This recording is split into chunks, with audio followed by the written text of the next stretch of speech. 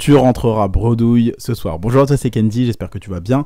Alors dans ce podcast, je vais d'ailleurs te dire tout de suite, ce podcast, je le fais juste après avoir vu un de mes anciens TikTok que j'avais fait il y a quelques mois sur la crypto, où je te donnais un concept. Et d'ailleurs, la petite parenthèse, là, comme tu le sais, je t'avais fait une vidéo il y a quelques jours pour te dire que là, mes contenus allaient pivoter, c'est-à-dire que je t'ai fait plus de 300 contenus vidéo sur la crypto, plus de 100 podcasts sur la crypto. J'avais fait le tour du sujet, donc j'allais te parler de business, puisque moi, comme tu le sais, je suis devenu libre financièrement avec les cryptos et avec l'e-commerce au même moment, tout simplement. Donc j'ai préféré, là, pendant tout décembre jusqu'à mars, avril, mai, te parler de crypto, et là maintenant je te parle de business, d'e-commerce, puisque moi, comme tu le sais, je suis devenu libre financièrement avec les deux au même moment. Mais ne t'en fais pas, c'est pas parce que tu ne m'entends plus parler de crypto en vidéo, en story ou quoi que ce soit que je n'investis pas. Au contraire, tu connais déjà ma stratégie. Là, je continue d'accumuler du cash avec mes business et que je continue tout simplement à racheter les cryptos. Donc si tu es membre du programme Devenir Crypto Investisseur, tu sais exactement quelle crypto j'achète puisque tu as accès à mon portefeuille et à toutes mes stratégies. Si tu n'en fais pas partie, malheureusement tu ne le sais pas.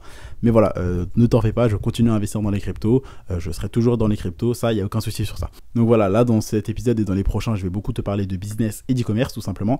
Et donc pourquoi est-ce que je te fais ce podcast? C'est parce que j'ai revu un de mes anciens TikTok qui était sur la crypto.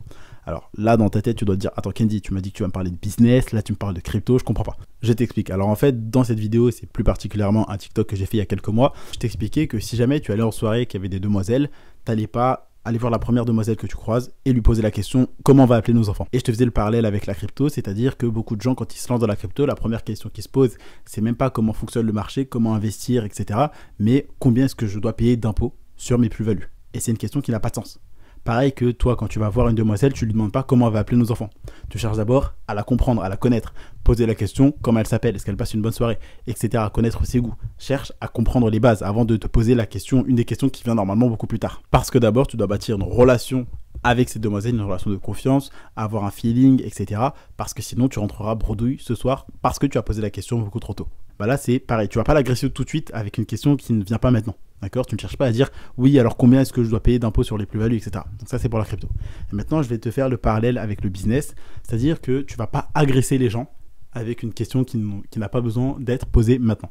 C'est-à-dire que quand les gens vont venir sur ton site, donc là, je te fais vraiment un petit tips e-commerce, tout simplement, c'est-à-dire que tu ne dois pas agresser les gens tout de suite avec quelque chose dont ils n'ont pas besoin maintenant. Ce que je veux dire par là, c'est tout simplement que tu as plein de gens que tu vois un peu sur YouTube qui disent oui, alors faut offrir des bonus, etc. Tu as des gens qui essaient un peu de copier mes contenus qui disent oui, il faut offrir des bonus, etc.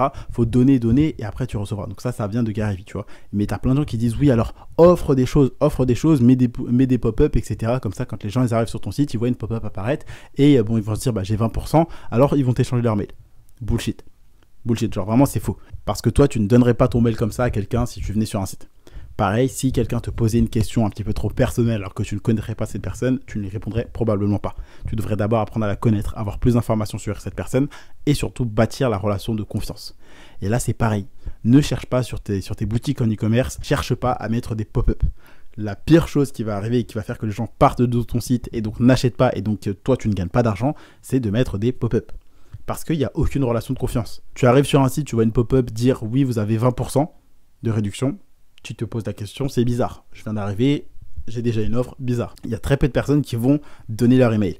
Il faut d'abord que la relation de confiance se bâtisse. Et ça, c'est une phrase que je t'invite à noter, à retenir et à ne pas oublier. Sans relation de confiance, pas d'argent, pas de vente. Sans relation de confiance qui est créée, tu rentreras bredouille. Tu ne feras pas de vente, tout simplement. Donc c'est comme toi. Si quelqu'un vient dans la rue te poser une question beaucoup trop personnelle, tu ne répondrais pas. Si tu as quelqu'un qui vient te poser une question alors que c'est pas le moment de te poser cette question, qui te demande d'agir alors que c'est pas le moment de faire ça, d'agir, tu ne le feras pas.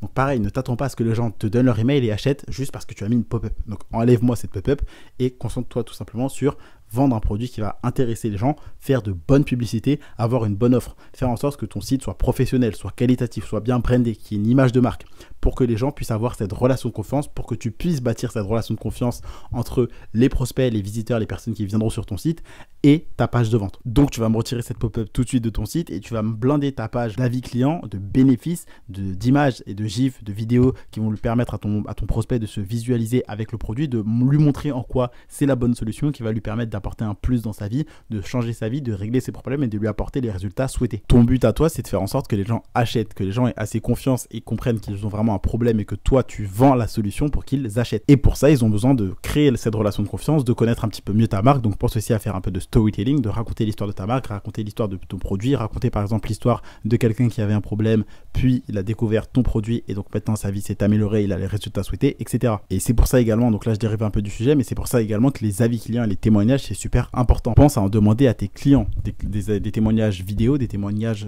où ils se présentent face à la caméra, ils parlent de ton produit, que ce soit des mails, des screens de mails, des screens de messages audio que vous allez recevoir, toi et ta marque. Donc tout simplement, le but, c'est de augmenter la confiance pour que les gens puissent acheter. Parce que c'est bien, toi, de dire oui, alors notre produit, il est bien pour vous, etc. Non, non. Mais c'est mieux si d'autres personnes recommandent ton produit. Parce que toi, on sait toujours que tu recommanderas ton produit pour dire oui, alors on a un très bon produit, achetez-le, achetez-le.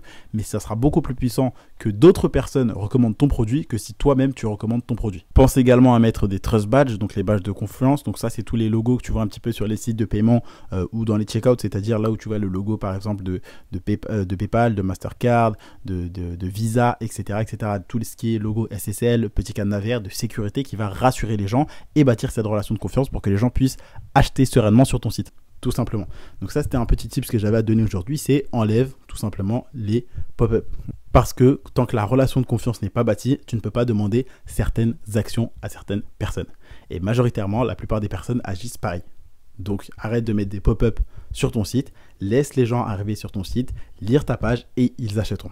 Tout simplement. Et sachant que ça ne te fera pas perdre 20% sur tes revenus. Puisque le but, c'est pas de avoir un maximum de clients. Le but, c'est de gagner un maximum d'argent.